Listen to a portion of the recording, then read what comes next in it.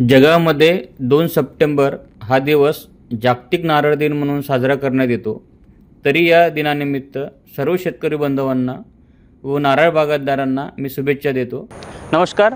नारळ हे कोकणातील अतिशय महत्त्वाचं पीक आहे, परंतु या पिकाला नुकसान करणारे 100 पेक्षा जास्त किडी असल्या तरी आपल्या कोकणामध्ये 5-6 प्रकारच्या किडी नारळ पिकावर दिसून येतात। त्यामध्ये प्रामुख्याने पहिला जो कीटक आहे तो म्हणजे हा गेंड्याभुंगा, याला इंग्रजीमध्ये रायनोसिरस बीटल असं म्हणतात।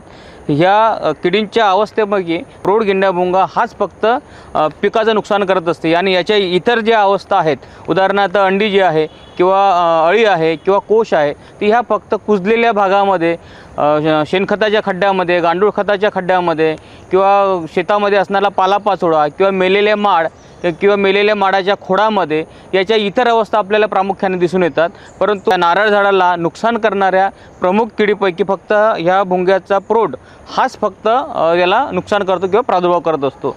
तर ह्या माडाकडे उदाहरणार्थ हे जे माड आहे तर या माडाच्या वरच्या सूर्यापासून तर 4थ्या ते 5व्या या वरच्या भागामध्ये या भुंग्याची लागण होत असते। हा प्रौढ भुंगा गेंड्याभुंगा या माड्याकडे आकर्षित होतो आणि इथे सुईजवळच्या 3ऱ्या किंवा 4थ्या साधारणतः 5व्या धावडीपर्यंत सुद्धा ह्या किडी येऊन बसतो आणि बसल्यानंतर इथे थोडं खाणं सुरू करतो। खाल्ल्यानंतर तिथे जखम पडते आणि त्या जखमेमधून हा भुंगा आत जाण्याचा प्रयत्न करत असतो आणि जेव्हा आत जातो तेव्हा आतला भाग खातो, त्याच्यामुळे आतला जो चौथा आहे तो आपल्याला बाहेर आलेला दिसून येतो आणि हा भुंगा आतमध्ये असतो।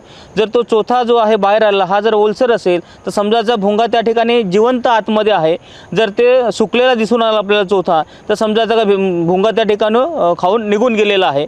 आणि या भुंग्याने जो प्रादुर्भाव केलेला आहे तिथे किंवा उपद्रव केलेला आहे तर ती जी सुई जी आपल्याला वरती दिसते त्या सुईला वरती जखमा झालेल्या दिसतात आणि सुई जेव्हा उमलते आणि उमललेल्या भागातून जेव्हा पानं बाहेर पडतात तर पानं हे त्रिकोणी कापल्यासारखे आपल्याला दिसून येतात। आणि या किडींचा प्रादुर्भाव जरी आपल्याला माडातील सर्व अवस्थेमध्ये जरी दिसून आला, म्हणजे लहान अवस्था मोठ्या अवस्थेत जरी दिसून आला, तरी जास्त नुकसान जे आहे ते आपल्याला 5 वर्षाखालील झाडांना जास्त प्रमाणात दिसून येते। तर आपल्याला या ठिकाणी नायलॉन नेटचा आपल्याला वापर करणं गरजेचं असते। इतर व्यवस्थापनाच्या पद्धती हे आपण मागील व्हिडिओमध्ये बघितले आहे, परंतु या ठिकाणी आपण गेंड्याभुंगा या किडींचं व्यवस्थापन करण्यासाठी नायलॉन नेट या पद्धतीचा वापर कसा करायचा हे या ठिकाणी बघणार आहोत।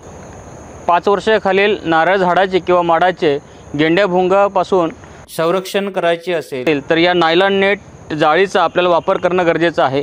ही नायलॉन नेट जाळी जी आहे ही मासे पकडांची जाळी आपण असं म्हणू शकतो किंवा मासे पकडांसाठी जाळी विकत मिळते, तर अशा ठिकाणी ही जाळी आपल्याला सहज उपलब्ध होऊ शकते। या जाळीचा आकार साधारणतः 3.2 × 3.2 सेंटीमीटर मेश किंवा जाळी अशी आपण मागणी केली तर आपल्याला ही जाळी मिळू शकते। ही जाळी जर आपण या माडाच्या सूर्याभोवती गुंडाळली तर याकडे आकर्षित होणारा भुंगा जो आहे ती ह्या जाळीवरती त्या किडीला साधारणतः 6 पाय असतात आणि 6 पायपैकी कुठला तरी पाय या जाळीमध्ये तो अडकून पडतो आणि त्या ठिकाणी तो भुंगा जो आहे हा अडकलेला आपल्याला दिसून येतो। भुंग्याला पुढे जाता येत नाही। अशा पद्धतीने पर्यावरणपूरक पद्धतीने ह्या गेंड्याभुंगा किडींचं नारळ पिकावरती आपल्याला व्यवस्थापन चांगल्या प्रकारे करता येतं।